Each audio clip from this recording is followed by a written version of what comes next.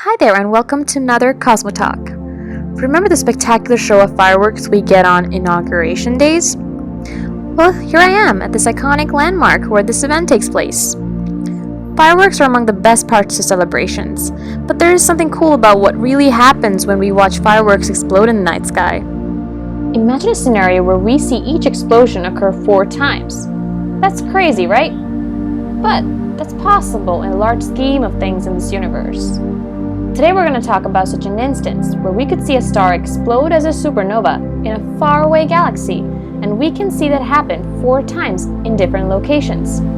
Let's find out how that happens and the story behind it.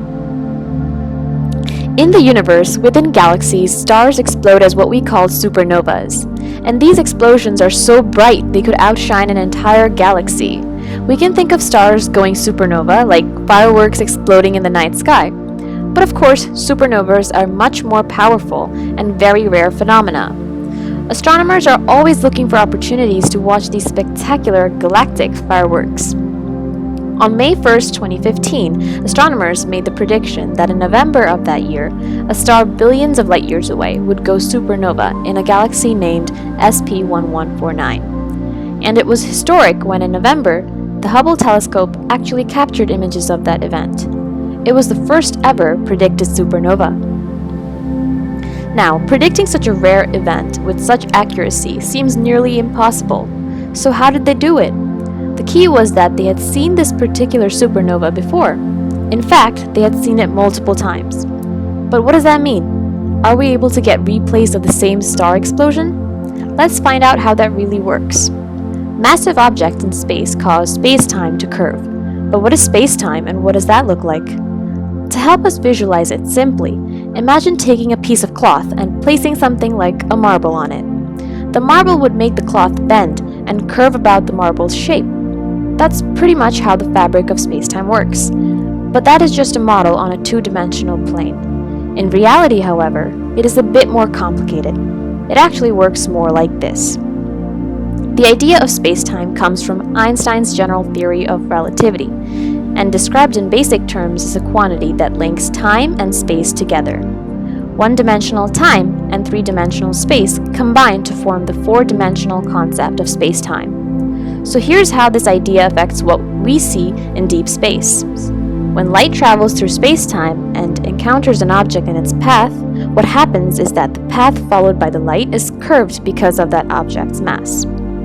Now, you'll see why this bending of light is really helpful to us when looking at faraway objects. A few years ago, the Hubble telescope captured 4 images of a supernova explosion in deep space.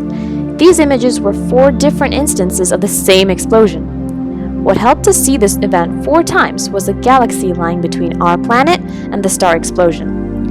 This galaxy warped the fabric of spacetime around it, making the supernova's light distorted as it came towards us, allowing us to get 4 views of the supernova. All of this cool stuff is known as gravitational lensing. Now that sounds very fancy and complicated, but you'll see it gets interesting as we explore more. The name of this process comes from the idea that gravity is basically the curvature of space-time. The greater the mass of an object, the more curved the space-time around it, and so the stronger the gravitational pull of the object. This image you see is an example of an Einstein ring. The 4 dots are projections of the same event. The mass in the center is what causes the light's path to be divided and directed towards us from 4 directions. In rare occasions, we get to see a double Einstein ring. Here's the image captured by Hubble. There are other interesting images like this one, a smiling gravitational lens. Now, we'll take a closer look at the Einstein ring seen around the galaxy named ESA 325G004. The arc-like shape is created by the bending of light from the background galaxies by the gravity of the massive galaxy in the foreground. This is a prime example of how gravitational lensing works. This clip here shows how this lensing works on a bigger scale. A distant galaxy would be directly visible here on Earth if there were no massive cluster obstructing the path of the light. But when such a cluster is present, the light from the distant galaxy gets bent in the shape of rings and arcs that make their way to us. Going back to our discussion of fireworks, we can make a comparison of how this lensing would work when we watch a firework explode in the sky. Hypothetically, If there was a massive object between me and the exploding firework, it could bend the light coming from the firework. Just like we have seen in the galaxy images, I may be able to see multiple explosions of one firework, theoretically at slightly different times. This is how amazing gravitational lensing is in its role in greatening our understanding of events far away, yet important to our world. And that's all for today. Thanks for watching. Hope you liked it. Don't forget to subscribe for more CosmoTalks. See you next time.